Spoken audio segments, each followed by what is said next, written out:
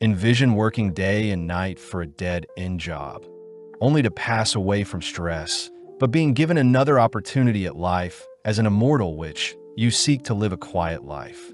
As you hunt slimes, sleep, and eat every day, 300 years fly by, and you realize you've maxed out your stats and have become the strongest being to ever live, and this draws in unwanted visitors.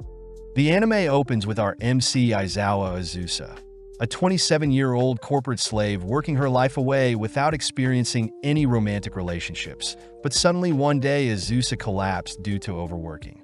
Appearing before a goddess as a yellow orb, the goddess feels bad for Azusa, offering Azusa a carefree life with an immortal body.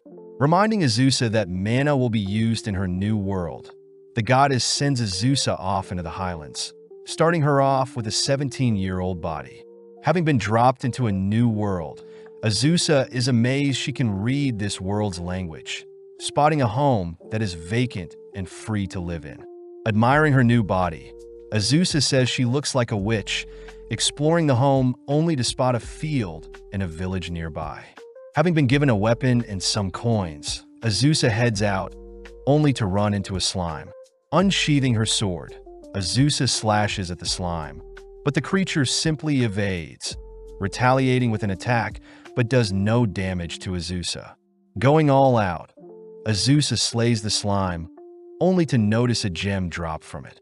Heading to the nearby village, Azusa learns the village is named Flata, instructed to visit the nearby Adventurers Guild for work. Greeting the receptionist, Azusa learns that Flata village is quite peaceful, with only slimes roaming the area. The receptionist tells Azusa that the gems she acquired are magical stones and can be exchanged for money, but first the receptionist checks Azusa's stats. Azusa confirms that she has the witch class with a level of 1, but the receptionist points out how lucky it is to have immortality at such a low level. Just like that, Azusa's life consists of her taking it easy, starting each day by sleeping in only to tend to her fields. When she needs exercise, she slays slimes, aiming for 25 every day, and visits the forest occasionally to acquire the exact herbs she needs, thanks to her witch skill, only to sell them to the nearby village. After indulging in the laid-back life for 300 years, Azusa is seen tapping the slimes, curious as to how strong she's grown over time. Heading into town, Azusa is well known by everyone, having frequently treated patients with her medicine and even fighting off a plague that struck the town. Grateful to be given so much attention, Azusa exchanges her magical stones, only to be asked by the receptionist Natalie how strong she is. Having not checked in 300 years, Azusa chooses to evaluate her stats, shocking Natalie when she sees Azusa is level 99. Refusing to believe she's grown so strong by defeating mere slimes, Natalie points out Azusa has an ability that boosts her experience points earned, explaining how Azusa acquired over 10 million points over time. This is equivalent to 4,380 dragons slayed, meaning Azusa must be the strongest in the world. But Azusa states she doesn't want this attention ruining her peaceful life. Azusa asks Natalie to promise not to leak her status to anyone, heading to a nearby waterfall, only to freeze the entire location with a single ice spell. Forced to accept her insane growth, Azusa uses ice and fire magic to freeze and thaw meals, but one day suddenly gets a knock at the door. Spotting 4 adventurers outside, Azusa is petrified to hear them call her the level 99 witch, failing to come up with an excuse to convince them otherwise. With no other choice, Azusa takes the 4 all at once, drawing a circle and asking them to leave quietly once they lose. Seeing the enemy casting a wind spell, Azusa attempts to mimic the spell, but accidentally unleashes a devastating tornado that ends their duel. Rushing to the guild, Azusa asks if Natalie had leaked her true level, learning that Ernst the Adventurer was the one who eavesdropped and leaked their earlier conversation. With word of Azusa's level spreading, Azusa is visited by the most powerful dragon of Nanterre, Laika, who challenges Azusa to a duel. When Azusa refuses, Laika threatens to rampage and destroy everything, forcing Azusa to accept. With Azusa donning her witch clothing, She takes flight to match Laika's wings, prompting Laika to unleash a fiery breath, only to be cancelled out by Azusa's ice magic. Impressed, Laika dashes forward clawing at Azusa, but upon seeing Laika trying to fire off another breath, Azusa simply freezes Laika's mouth. Falling out of the sky, Laika runs around mindlessly, accidentally destroying Azusa's house, forcing Azusa to knock Laika down with a single punch. Glaring at Laika, Azusa orders Laika to repair her house, something Laika agrees to do, asking for permission to retrieve funds from where they live. With Azusa warning Laika to not lie to her, Laika hurriedly flies off, leaving Azusa to head into town, seeing as her house is destroyed. As the town praises Azusa for fending off a dragon, Azusa chooses to stay at the Flata village office, thankful to be given the guest house. Azusa realizes the girl serving her was a young girl she saved in the past, choosing to accept the town's kindness and head to the Keen Eagle restaurant. Warmly greeted by the townsfolk, Azusa orders her usual omelette and beef stew, enjoying the delectable meal as the town celebrates Azusa the Great Witch of the Highlands. Waking up the next day, Azusa receives a visitor, asking who the redhead before her is, only to be stunned realizing Laika has changed into her human form. With Azusa confirming that Laika has indeed repaid her debt, Laika shyly asks to be Azusa's pupil, horrifying Azusa as she only got so strong fighting lowly slimes. Laika states she was naive to claim herself as the strongest, wishing to work diligently like Azusa and grow stronger. Azusa realizes that Laika could take over the cooking and cleaning, immediately taking Laika as her pupil, learning that Laika was born 300 years ago as well. Returning to her destroyed home, Azusa notes how they should expand to fit more people, prompting Laika to take over as she carries over some resources, immediately working on the overall foundation and structure of their new house. As it gets dark, Laika says she'll work all night and finish in the morning, but Azusa stops Laika, demanding Laika to not overexert herself. Touched by Azusa's words, Laika is grateful to her master, both clocking out for the day, only to return in the coming days to finish up. With Azusa amazed by Laika's hard work, they rush into town to celebrate, all whilst Azusa thinks about her new life with her first pupil. With Azusa taking Laika with her to slay slimes, Laika is amazed at Azusa's speed when dispatching slimes, but is disappointed to hear Azusa only takes down slimes to train. Azusa scolds Laika for wanting to fight stronger enemies in order to boast about it, reminding Laika to take things one step at a time.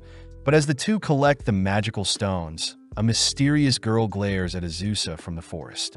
As the two head home, Laika offers to cook Azusa a meal, shocking Azusa seeing the plus-size dishes.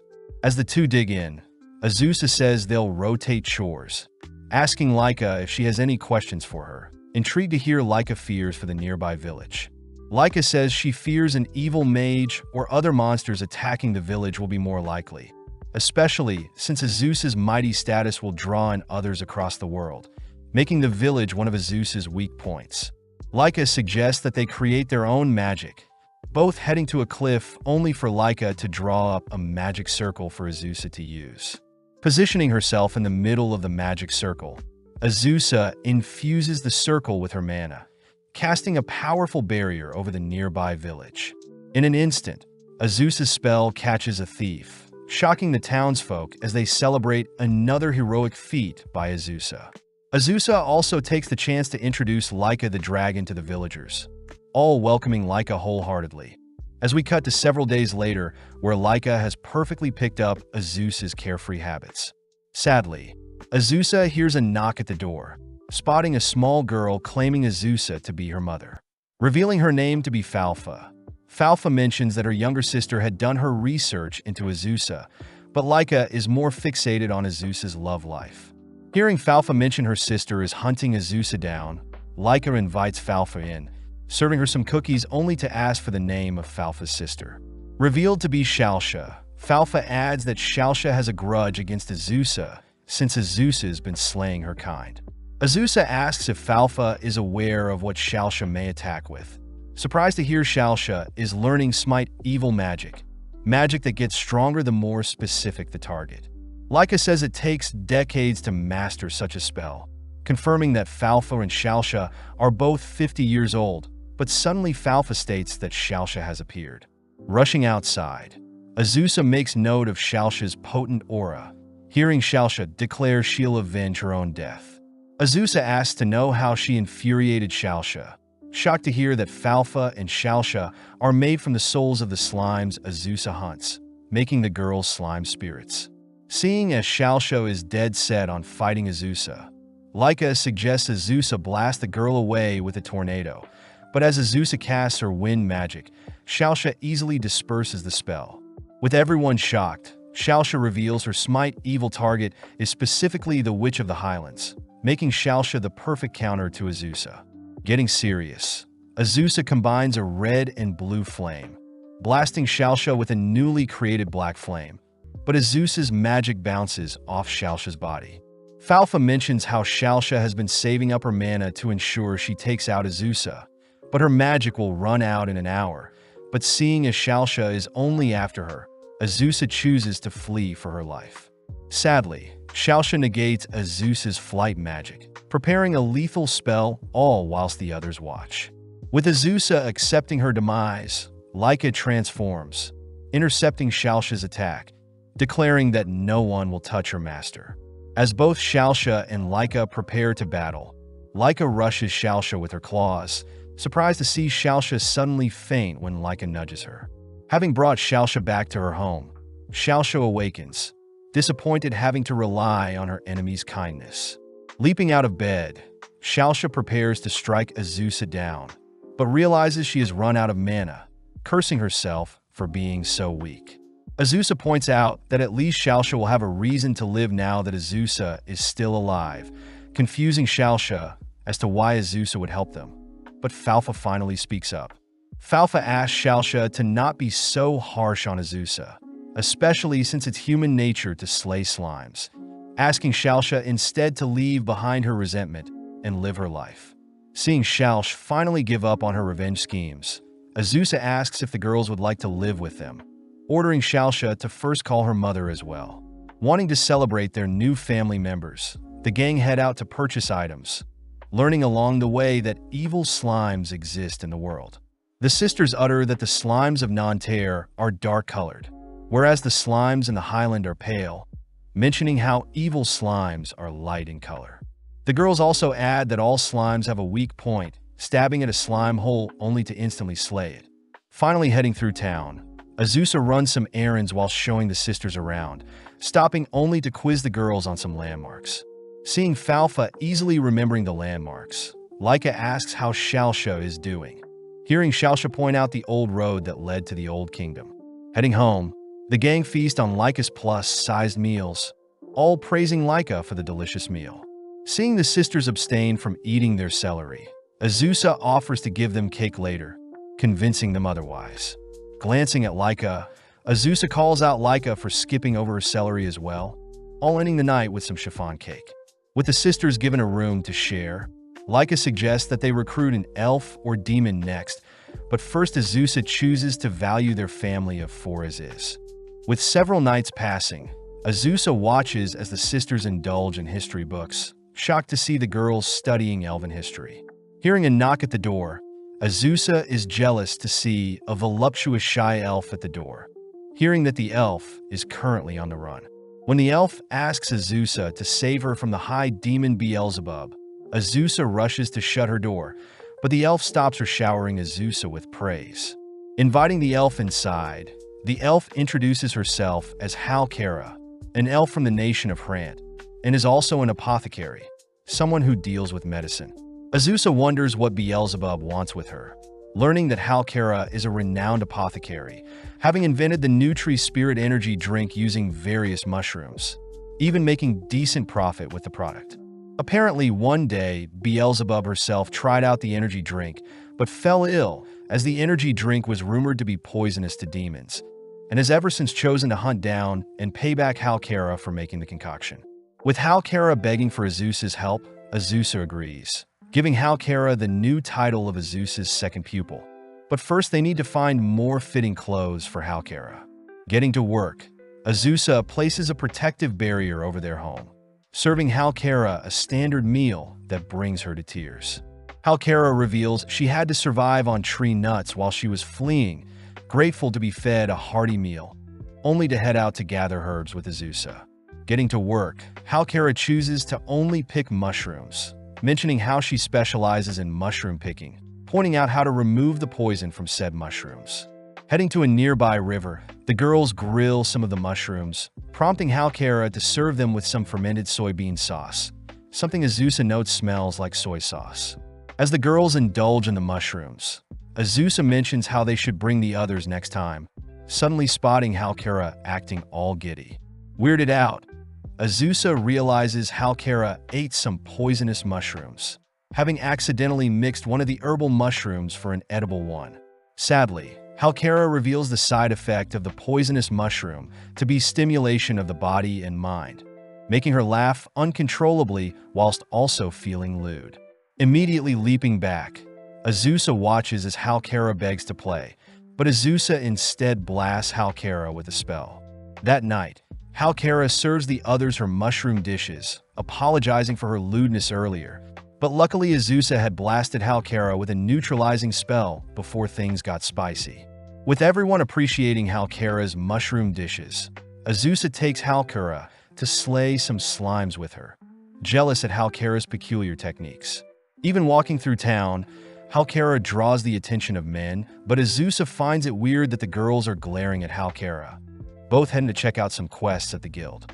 Natalie informs the girls that a generous-looking quest was added recently, having been created by Beelzebub herself, and asks for a voluptuous apothecary elf in exchange for 15 million gold. That night, Azusa deduces that Beelzebub putting up the quest must mean she is aware of Halkara's location, asking Laika to evacuate the sisters elsewhere. With Laika and the sisters immediately heading off, Azusa hopes her barrier will buy them some more time, watching as Halkara downs an energy drink to stay active. Azusa scolds Halkara for drinking so many energy drinks and eating dinner without her, but Halkara swears that she did no such thing, both suddenly turning their attention to a strange-looking fly. Azusa remembers Beelzebub is Lord of the Flies, suddenly hearing a demonic voice call out to them, only to watch as the fly transforms into Beelzebub herself. With Halkara immediately bowing her head to submit, Azusa states she knows Beelzebub had lived alongside everyone the same time Halkara moved in, having needed to confirm that Halkara was the apothecary she was looking for. Grabbing onto Halkara, Beelzebub demands Halkara do what she says, but Azusa interjects stating that they should have a duel to settle this dispute. Laughing gleefully, they both agree to head outside, but as Beelzebub spreads her wings, she accidentally flies too high, ultimately getting zapped by Azusa's barrier. Hearing Beelzebub refuse to give up, Azusa suggests that they reschedule their duel, but out of nowhere, Beelzebub begins to quiver, suddenly falling unconscious. Placing her in one of the beds, Azusa prepares a healing spell, wondering if healing magic would work on a demon, but is relieved to see Beelzebub's pain go away. Waking up, Beelzebub thanks Azusa for saving her, asking to have more of Halkara's energy drink when she is better, confusing Azusa. Beelzebub reveals that Halkara's energy drink helped her pull an all-nighter, and it was ultimately her stress that caused her fever, not the drink itself. Additionally, the Nutri-Spirit energy drink is loved by the devil and all demons alike, relieving Halkara, but this news annoys Azusa. The next morning, Halkara explains everything to the others, revealing that she will continue production of her drink in their current province. Hearing that Halkara wants to remain as Azusa's pupil, Azusa has no problem suddenly hearing Beelzebub asking for a rematch when the time comes. Beelzebub says she'll teach Azusa how to summon her, but first teaches the sisters some history on demon society, only to become flustered hearing the sisters asking about Beelzebub's love life. Seeing her family grow, Azusa can't help but feel at home, only to receive some bad news from Laika the next day. Flashing back, we see a younger Laika spending time with a redhead, waking up before she can remember anything else. Following Azusa, she's sad to report she had no love life, disappointing Halkara as she personally deems herself a youthful teen, being only 200 years old. As for Falfa and Shalsha, they both admit that they love Azusa, all sitting down for the breakfast Laika prepared for them. Before they dig in, Laika announces that she'll be returning to her hometown, worrying everyone as they ask to know why. Before Azusa can jump to conclusions, Laika states that she'll be attending her older sister's wedding, inviting everyone to come along. Gladly accepting, they all set off towards Mount Rocco, Laika's hometown. Seeing Halkara being airsick, they make a pit stop near a river, only to continue their journey only to stop near a volcano. Having arrived at the first venue, the gang are amazed to see a gathering of red dragons. But suddenly, some acquaintances greet Laika, girls that Laika used to go to an all-girls school with. Heading to meet Laika's parents, Halkara accidentally gets mistaken for food, fighting for her life to survive. Reuniting with their daughter, Laika's parents thank Azusa for taking her in, introducing everyone to Layla, Laika's older sister. Halkara takes the chance to ask how Layla fell in love. Happy to hear it took 80 years for Layla to fall in love with her childhood best friend. With Azusa hoping that everything goes well for Layla, a sudden swarm of blue dragons appear, all blasting the surrounding area with their ice breaths.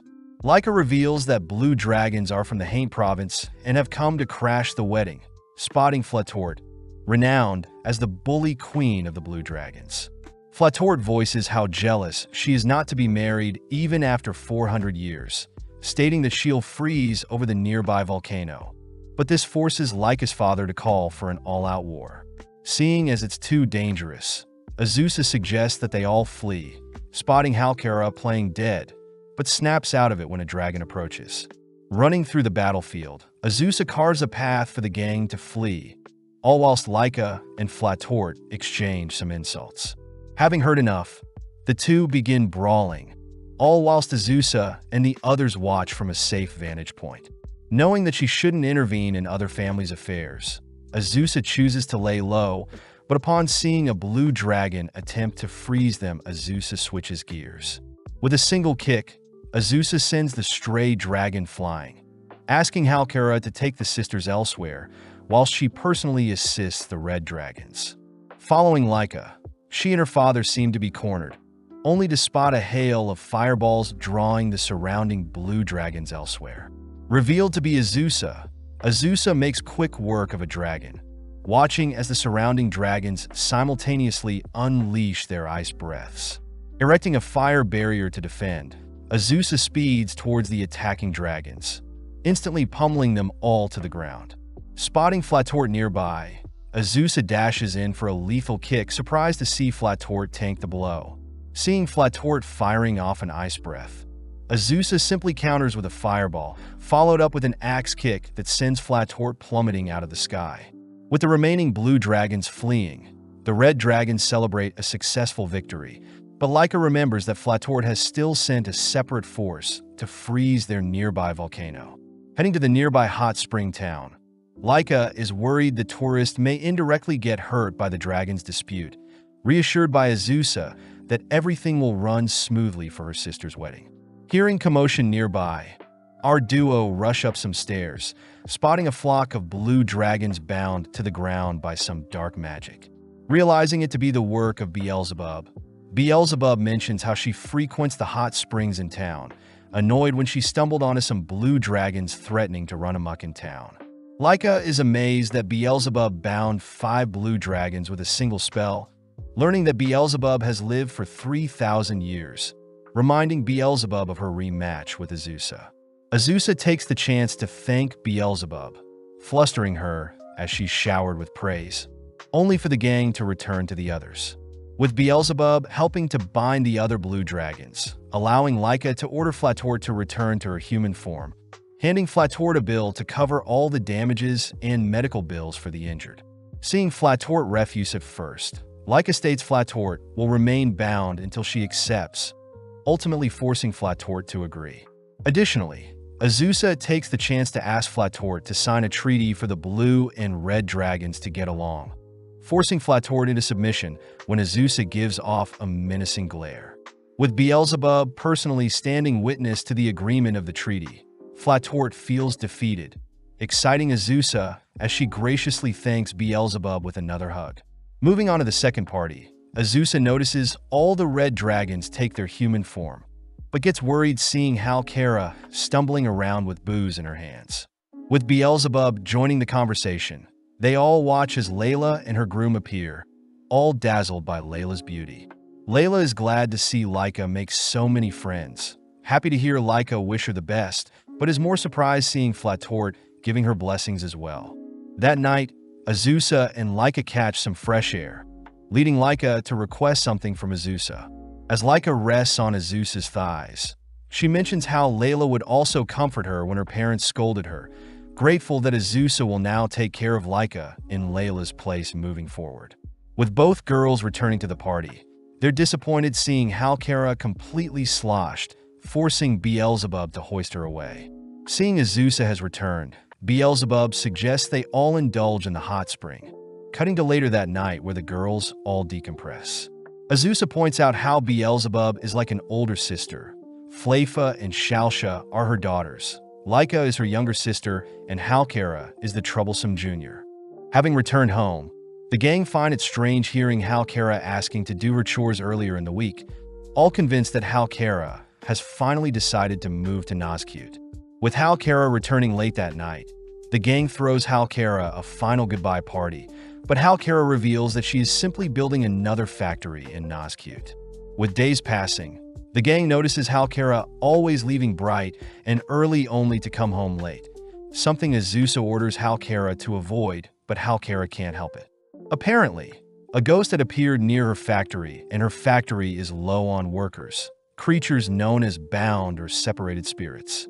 Ghosts normally pass away and can't leave their home, prompting Halkara to beg Azusa to help her, something Azusa can't refuse seeing her adorable pupil desperate. The next day, Azusa makes use of a summoning circle, accidentally summoning Beelzebub into the bathtub instead of the summoning circle.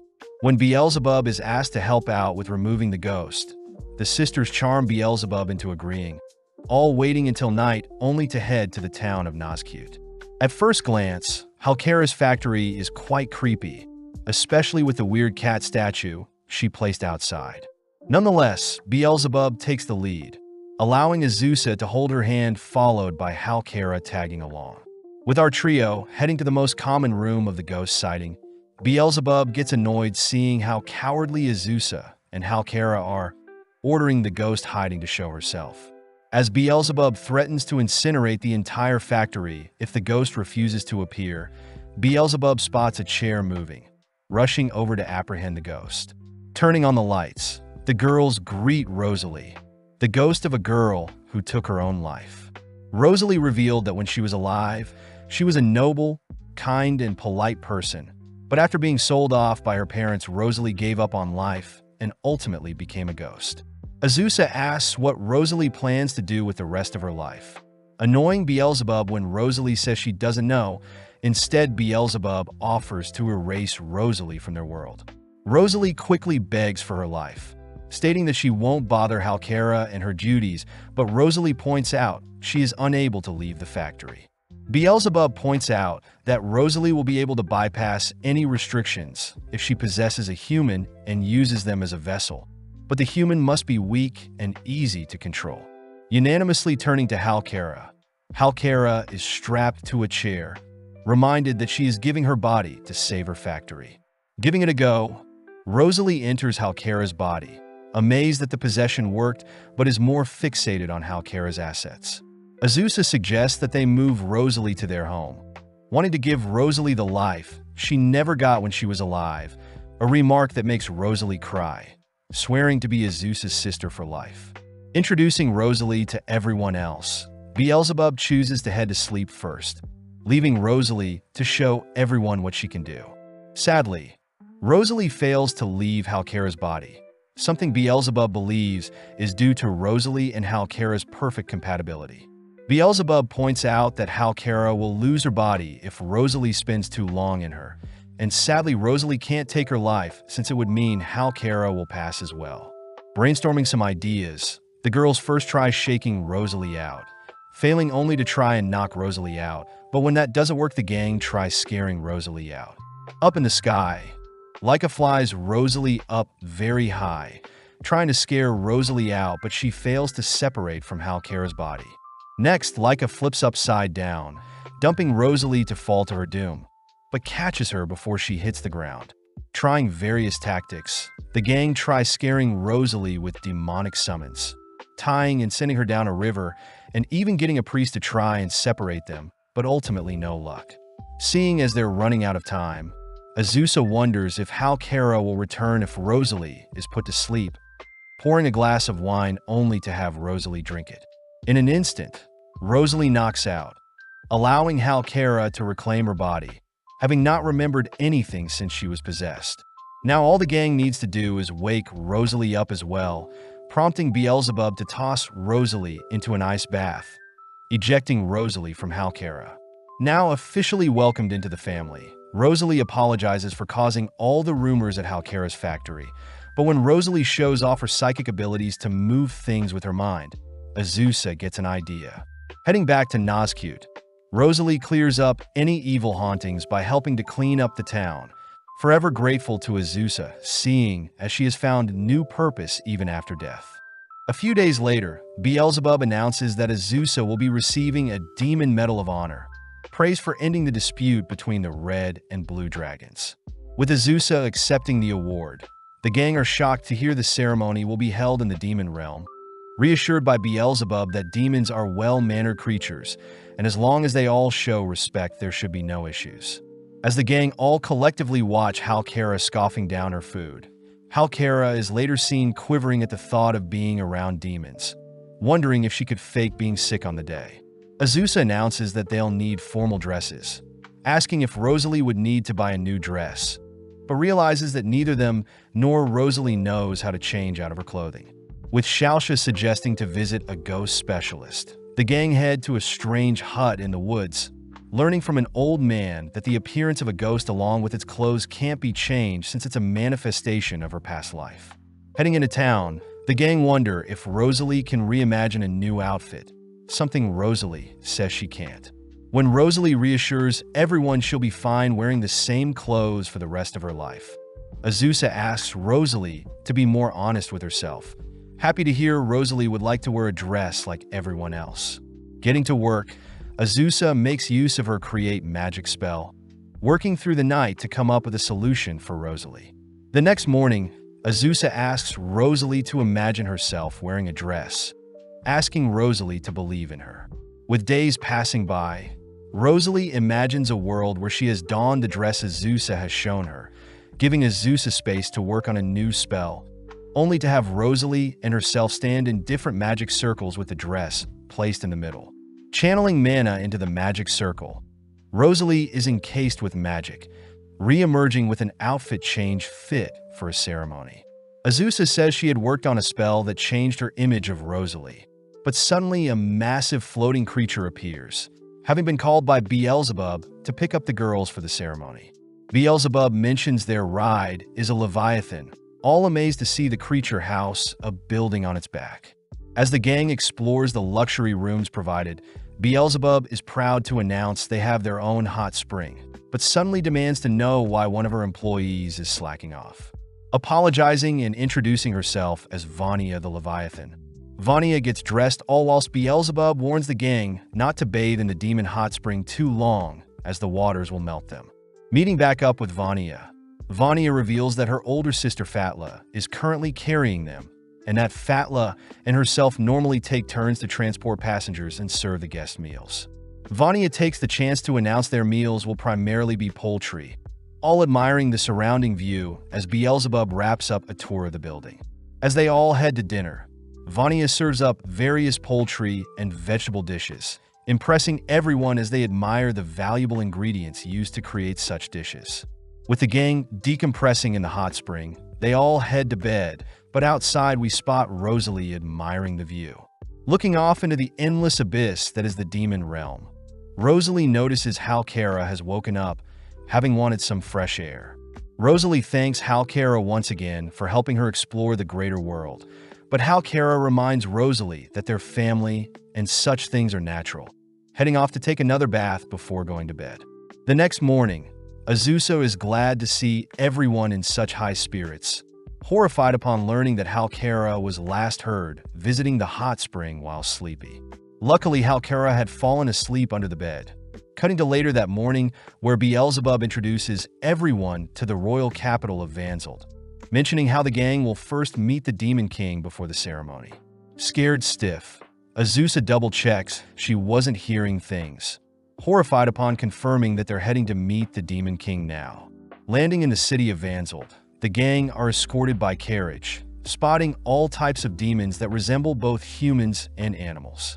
Arriving at Vanzeld Castle, Azusa finds an excuse to avoid meeting the Demon King, but Beelzebub reminds everyone that the Demon King wants to personally meet them.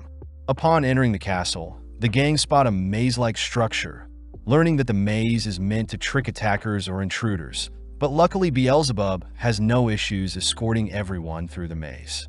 Now in front of the throne room, Beelzebub reassures everyone that the Demon King is quite easygoing, opening a pair of massive doors, only to lay eyes on the jaw-dropping throne room.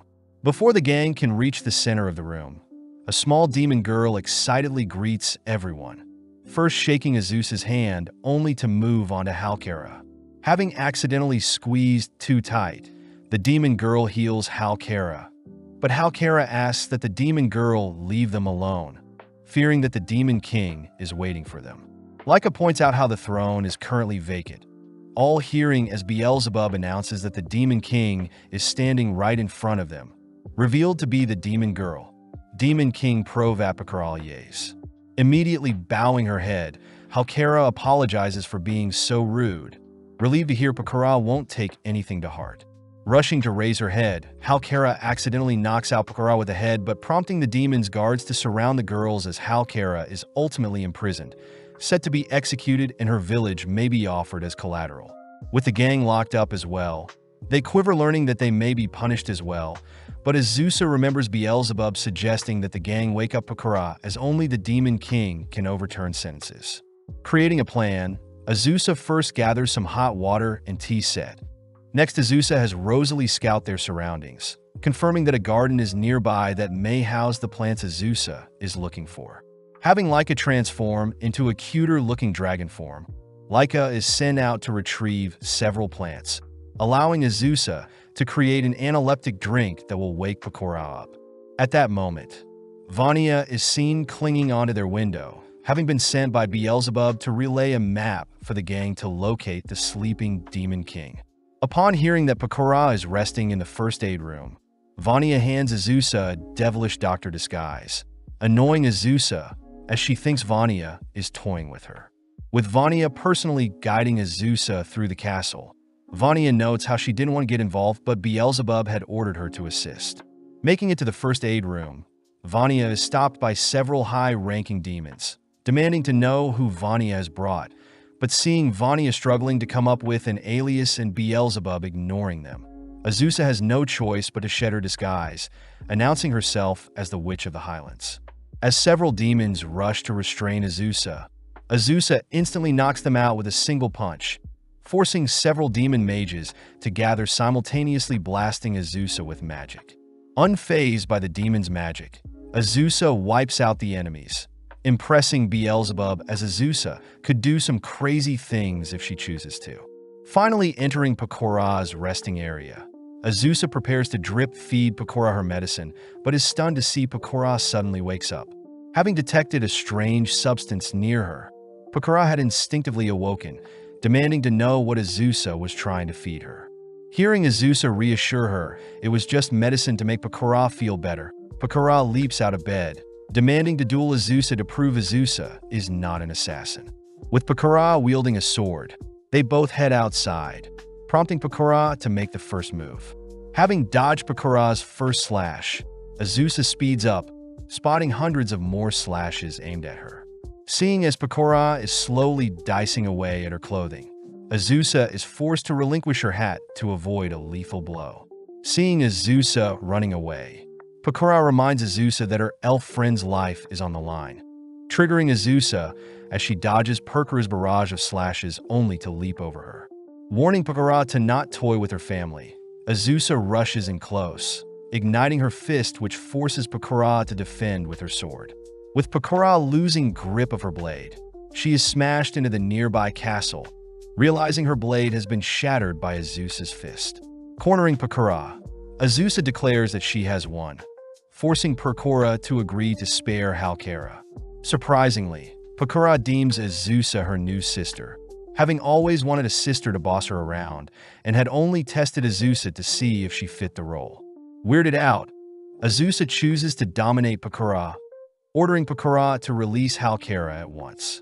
Listening to Azusa, Pokora officially rids Halkara of any crimes, impressing Beelzebub as Pokora has taken a liking to Azusa.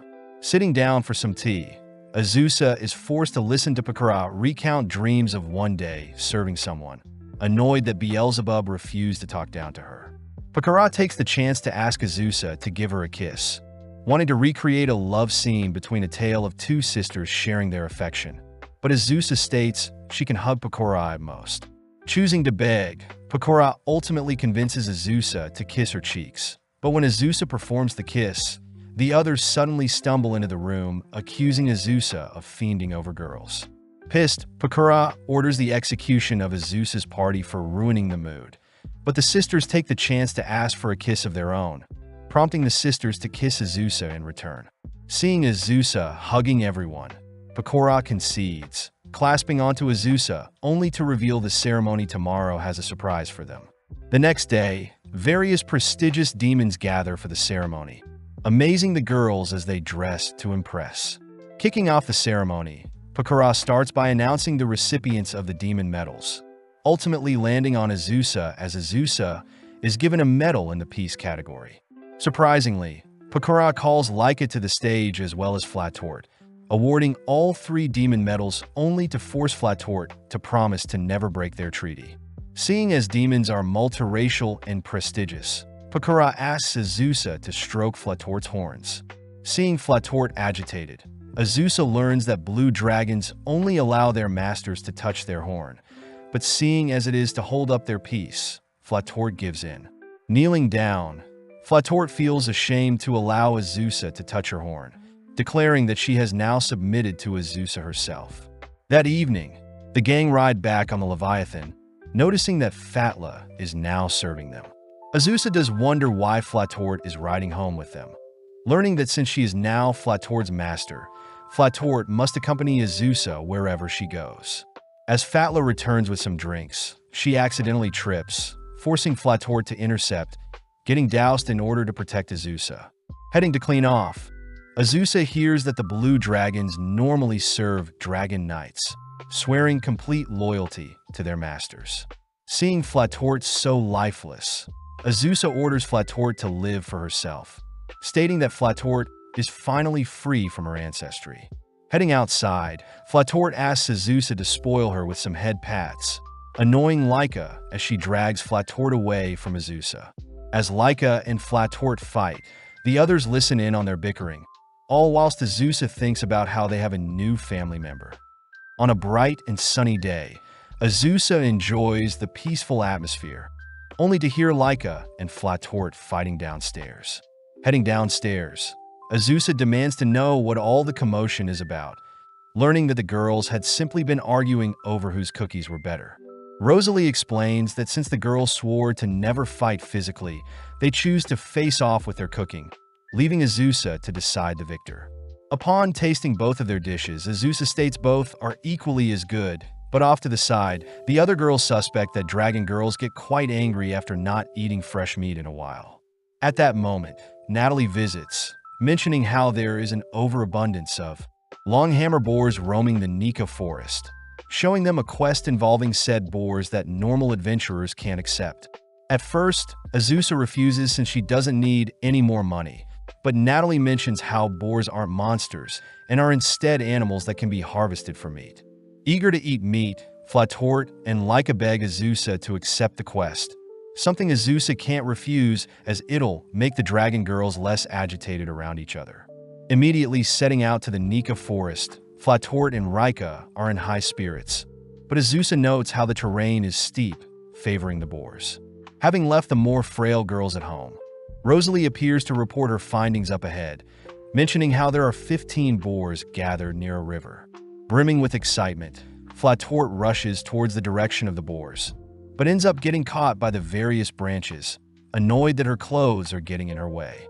Coming up with a solution, Flatort strips, rushing towards the river only to return embarrassed, having been spotted by several female adventurers. Choosing to put back on the bare minimum, Flatort rushes back towards the river, forcing the others to give chase this time, confused to see the boars have stripped Flatort.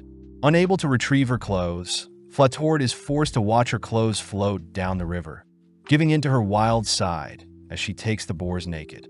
As Azusa and the other girls join in, they rack up a pile of boar corpses, all sitting down to devour some roasted boar steaks. Happy to see the dragon girls satiating their urges, the gang spot Beelzebub and Vania flying by, having been sent to check out the boar situation as well, but instead retrieve Flatort's lost clothes. Seeing as there is enough for the entire family, Azusa holds a little gathering, all devouring the infinite supply of boar before them.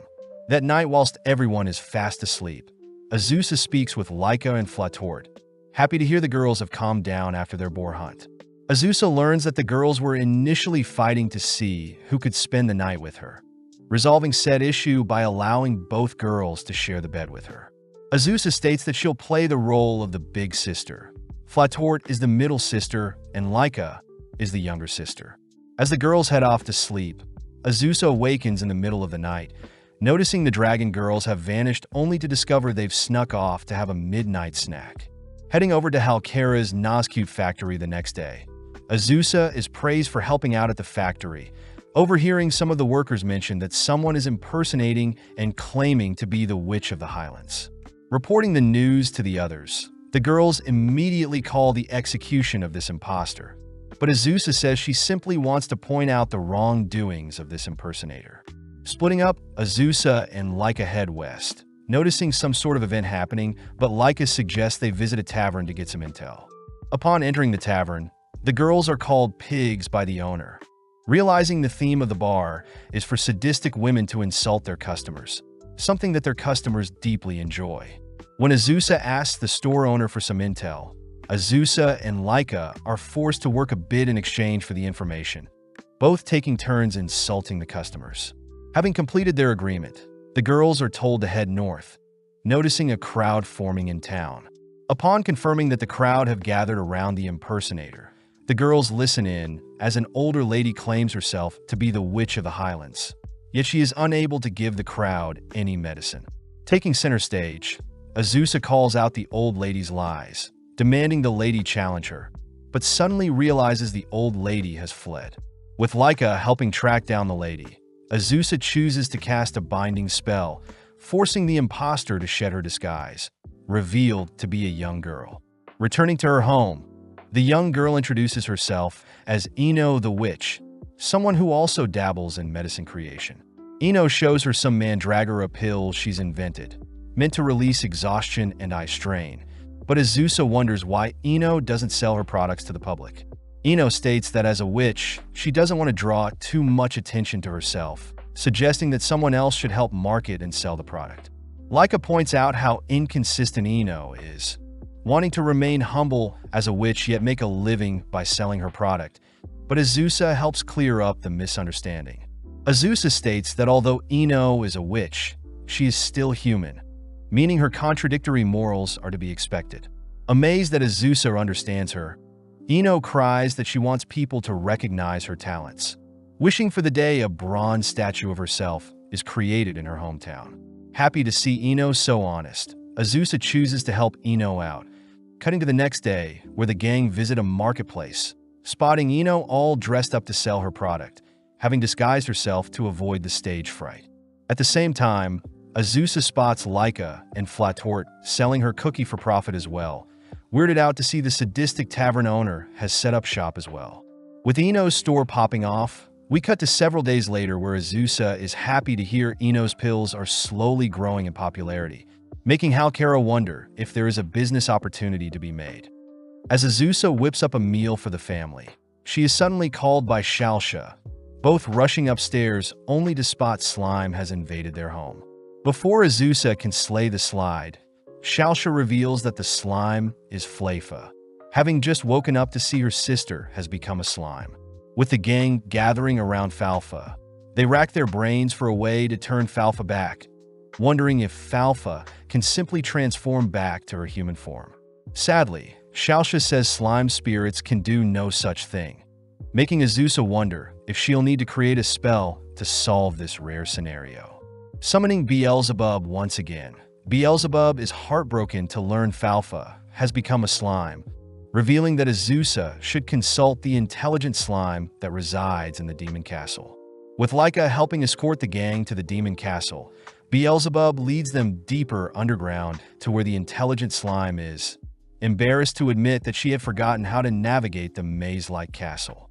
Having made it back to the surface, the gang are greeted by Pokora, asking for a kiss from Azusa, only to point the gang to a nearby shed where Beelzebub unearths a hidden passage, ultimately making it to the intelligent slime's lair.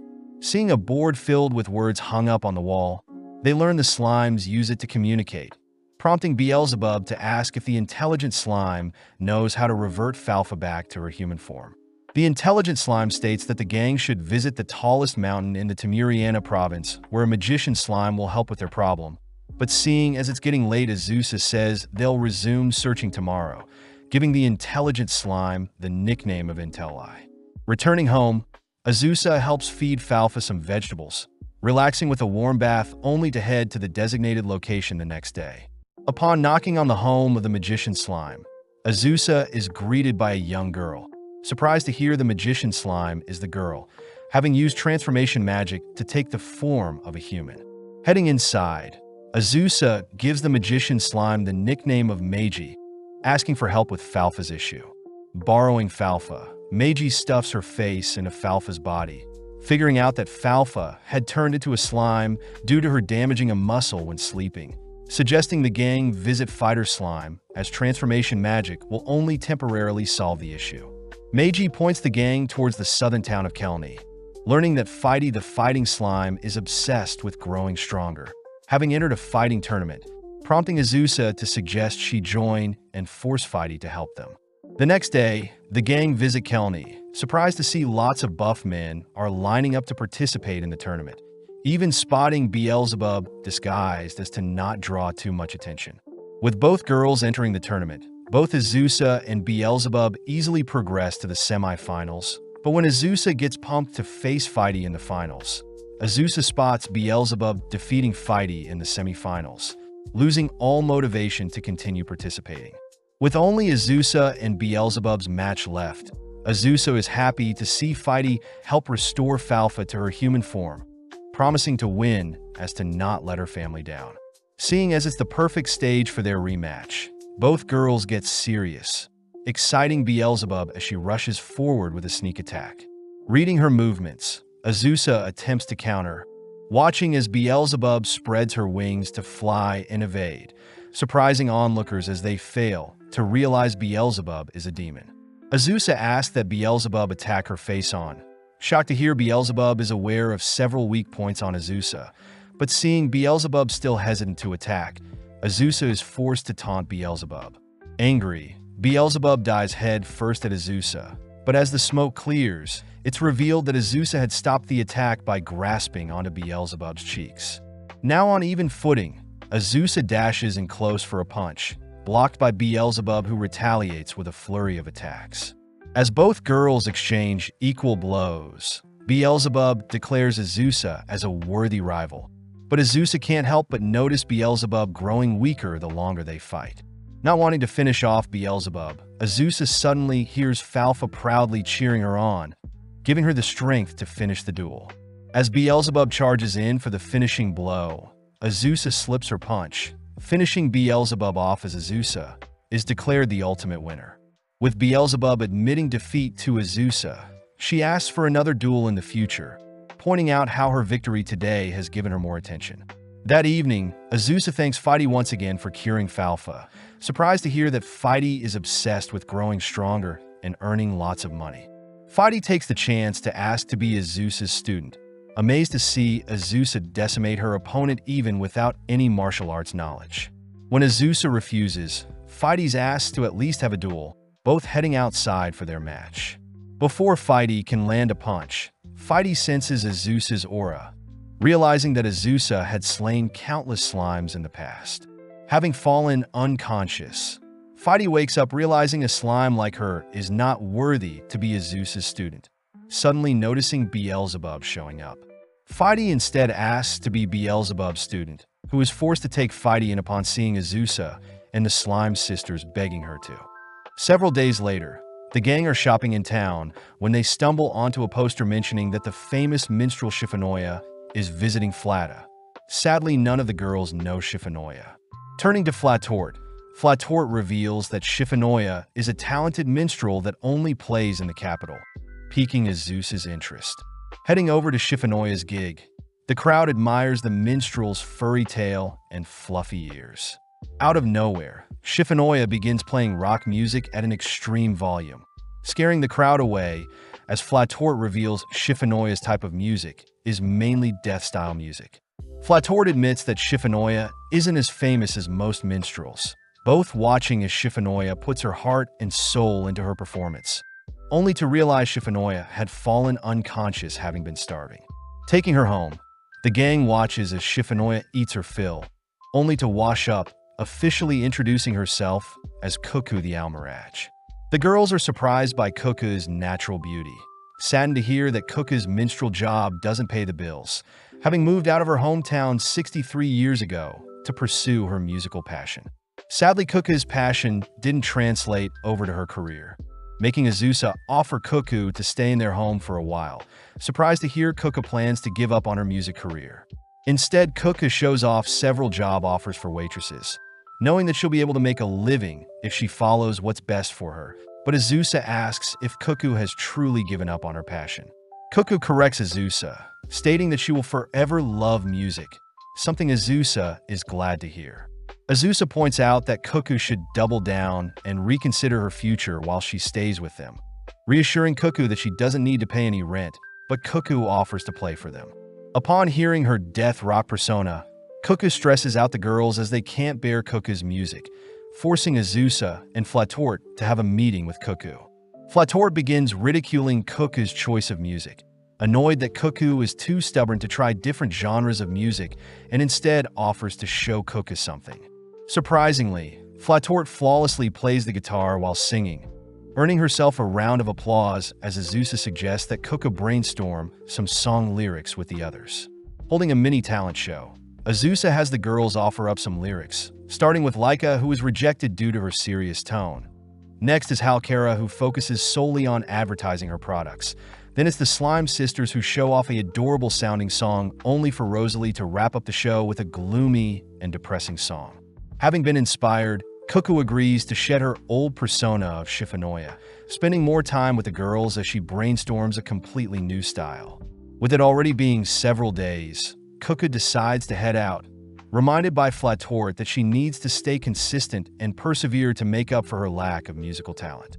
At that moment, Beelzebub appears, asking to drink with everyone since it's her day off, giving Cuckoo the perfect chance to show everyone what she's been working on. Running through her songs, Beelzebub is amazed, officially inviting Cuckoo to Vanzeld's Music Festival, where Cuckoo will be performing for 20,000 people. With the gang flown over to the Demon Castle by Fatla, Cuckoo makes preparations for the festival, all whilst the girls explore the town. Returning that evening, Azusa spots Cuckoo more demoralized than ever, especially after seeing the venue's size. Speaking up, Flatort reassures Cuckoo she'll be fine, inspiring Cuckoo to give it her all. That night, the gang stand amongst the crowd as Cuckoo takes center stage. Nervous at first, but upon seeing the girls cheering her on, Cuckoo eases up. In mere moments, Cuckoo's music captivates the crowd, all hypnotized by Cuckoo's catchy lyrics. Throwing Cuckoo an after-party to celebrate her growth as a human, Cuckoo is unable to express her gratitude, hearing from Beelzebub that she has already received hundreds of requests to play in the capital.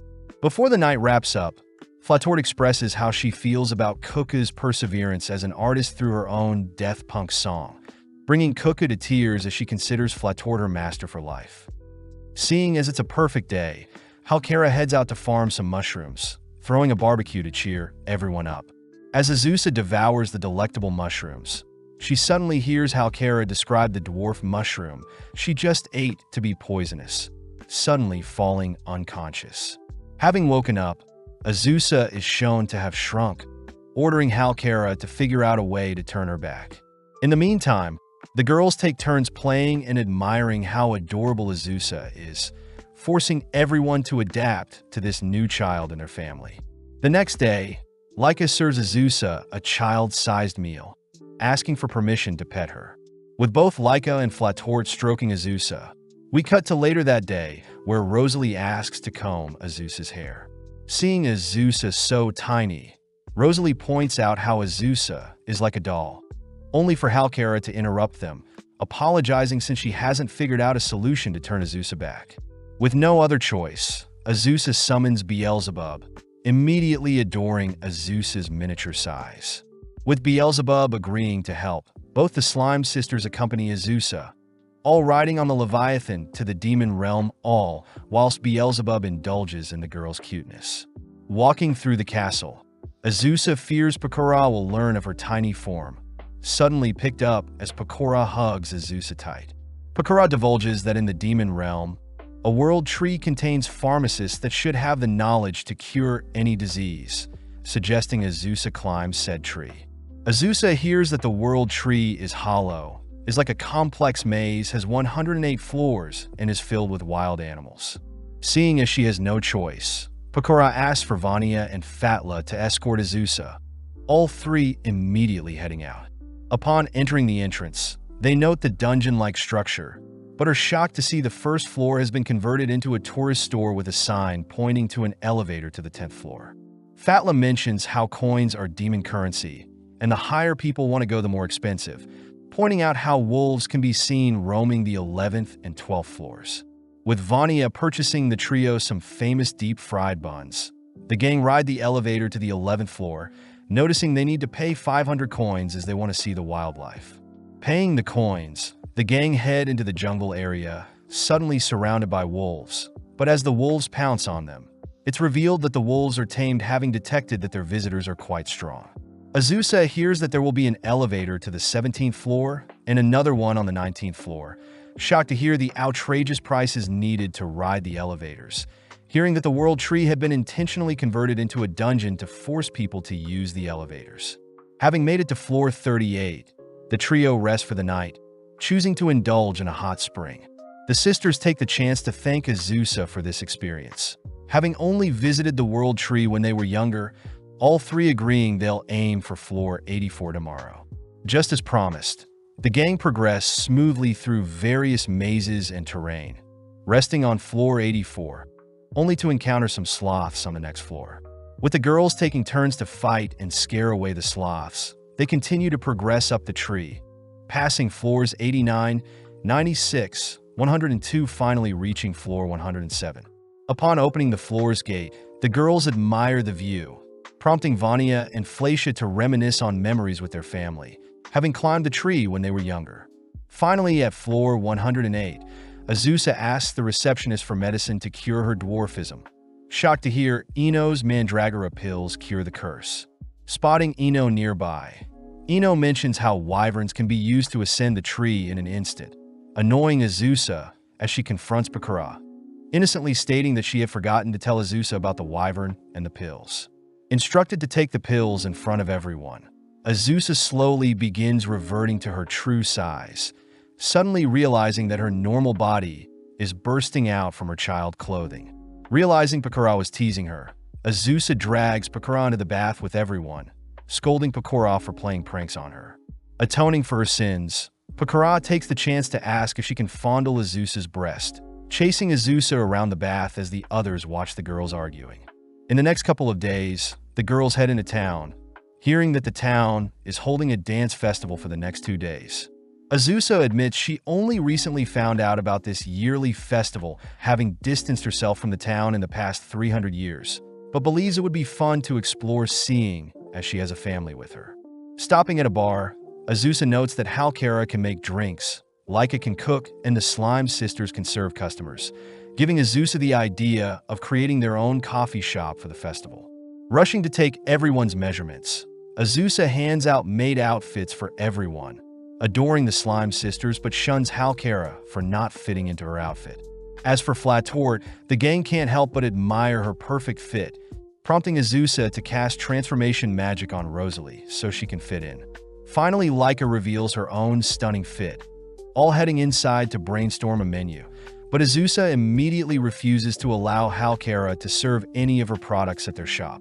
Hearing the Dragon Girls fighting, Azusa shoots down Laika's omelet eating challenge idea along with Flatort's all-you-can-eat meat course, choosing to come up with the menu herself. As the girls work together to convert their home into a coffee shop, they head into town that evening, all handing out flyers in preparation for the opening of their witch's house. Waking up bright and early, Azusa becomes speechless seeing the endless lines of customers, rushing the girls to get ready as Azusa announces their grand opening. Upon seating the customers, the girls get to work, all individually drawing the attention of each customer as they each show their own unique gifts and talents, pumping Azusa up as she sees the customers are enjoying the food and atmosphere. With Shalsha manning the cash register, Azusa watches as the girls speed up the service, only for Azusa to notice Beelzebub has lined up. Angry that Azusa didn't personally invite her to her store, Beelzebub heads out back, donning her maid outfit only to help the girls with the influx of customers. With Azusa checking in on the cooks, she's glad to see Beelzebub working so well with the others, heading to check on the customers only to realize Pakura has also joined in and is helping with serving. Additionally, Azusa notices that Flata and Vania are assisting the cooks, also taking over as managers to ensure a smoother workflow. With Fighty, Ino, and Cuckoo also showing up to help with service, Azusa closes up the store as Natalie herself finishes her meal. With Pakora and the Leviathan sisters leaving, the gang clean up, all celebrating a successful day, as Azusa reflects on how much she's changed since she's met everyone. In the morning, Azusa and Laika return to their usual routines, hunting slimes only to make plans to attend the final day of the dance festival. The season ends with the girls all offering to show Azusa their dance skills, only for Azusa to hear a knock at the door, graciously greeting their next visitor.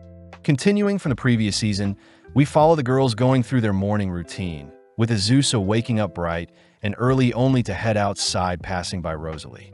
After washing her face with Shalsha and Falfa, we see Laika preparing breakfast whilst Rosalie sets the plates, eventually handing the cooking tools over to Azusa. Checking on Flatort, Azusa hurries Flatort out of bed, all finally sitting down together as a family for their usual breakfast. The girls compliment Laika's new bread recipe, a recipe Laika reveals has both honey and cheese to give the sweet and salty taste. Seeing the sunny day, Azusa says she'll be traveling south today, asking Laika to give her a ride, prompting Halkara to utter she'll come along to gather mushrooms. Rosalie wonders why Azusa is visiting the south, hearing that Azusa is in need of some herbs to make more medicine. But as we cut to later that day, we see our trio standing in a wheat field, exciting Azusa, as this means she'll get to savor rice in this world as well. Turning to the side, Azusa asks what plants are growing besides the wheat, surprised to hear that red bean plants are also quite abundant, resembling Azuki beans from a previous life. Getting an idea, the gang return home with items they've gathered, leading Azusa to announce she'll be making something sweet for the Slime Sisters. First, Azusa will use the beans to make red bean paste, and seeing as the Slime Sisters along with Flatort are asleep, the girls hurry to surprise them. Working together, the girls knead some dough, boil the red beans, shape and stuff some buns only to steam the red bean buns. Sadly, upon inspecting their work, the girls are weirded out by the strange-looking buns, making Azusa wonder how they can fix things. After a second attempt, the girls realize their buns are too dry, all surprised to see Flator has awoken and is advising the girls to add more moisture to the buns. Azusa declares they'll continue to try until they succeed, all taking roles to help craft the dessert. But this time as Azusa opens the steam basket, the girls celebrate seeing as they've succeeded. Right on cue, the smell from the buns draws in the Slime Sisters, prompting Azusa to tell the girls that the buns are called manju and have a sweet surprise inside of them. As the sisters bite into the fluffy treats, they both exclaim how sweet it tastes, relieving Azusa as her hard work paid off. With the other girls digging in, Halkara wonders if they could sell the buns, all whilst the slime sisters comment that the buns look like slimes, giving Azusa an idea. Moving forward in time, we see Azusa set up a mini stand in town selling her new slime buns, an item that attracts the townsfolk along with Natalie herself. Falfa takes charge by giving out some free samples, managing to please Natalie and several others, and this ends up convincing the customers to swarm the stand, all demanding to bulk buy boxes of the buns. As the girls get to work packaging and handing out the buns, we see off to the side Natalie and two others utter that Azusa is quite the merchant, having run a successful coffee shop, and is now serving buns, freaking Azusa out as she is meant to be playing the role of a witch, but seeing her family excited to run a stand, Azusa reasons it's fine.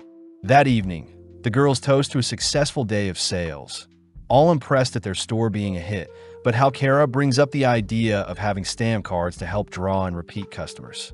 Seeing the stamp card, Xiaoxia utters that the stamp card belongs to the goddess Megamega, being quite popular nowadays, seeing as the goddess tends to meet people in person, and this usually brings good fortune to those who meet her or attend her shows.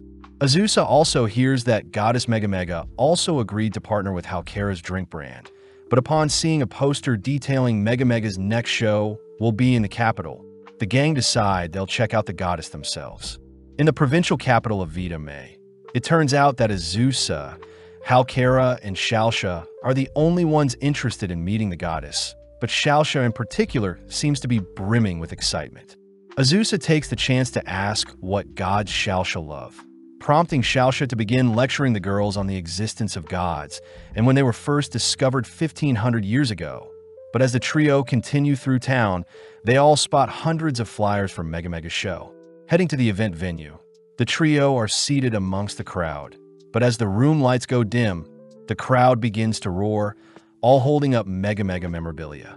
With the curtains opening, Azusa suddenly spots a familiar-looking face ascend the stage, screaming out loud as Azusa realizes Megamega is the goddess that reincarnated her. Megamega is happy to see Azusa is doing great, but hearing a crowd member ask why Megamega has descended to their world, Megamega explains that high-ranking gods govern multiple worlds, whereas a low-ranking god like herself governs a single. Megamega declares she'll make sure her world is the happiest, garnering cheers from the crowd. Megamega encourages everyone to collect stamps on their stamp cards by helping others or doing good, and once the stamp card is filled, they should start over and continue doing good things, something Azusa agrees is quite righteous. As the event ends, Azusa is asked to have a private chat with Megamega, choosing to separate with the girls only to head toward the goddess's green room alone. Deep in thought, Azusa wonders if her immortality along with her witch status is something the goddess wants to speak to her about, beginning to panic as she doesn't want her current life to change. Upon entering the goddess's room, Azusa begs Megamega to allow her to continue living in this world, something Megamega is more than happy to allow. That evening, Laika picks our trio up, but the girls wonder what Azusa spoke about with Megamega. Azusa says their chat wasn't too important, but as we flash back, we see Megamega confessing to being demoted as a god, having been punished for reincarnating Azusa with an immortal body, something that horrifies Azusa. Megamega says she is now a local administrator in this world, and that is the actual real reason she is living amongst the humans, demanding Azusa keep her secrets in exchange for some stamps in her stamp card. At home, Azusa is seen with 3 stamps having accepted the goddess's bribe, but surprisingly the Slime Sisters give Azusa another stamp each, inspiring the other 4 girls to all voice how grateful they are that Azusa gave them a home, all giving Azusa a stamp each.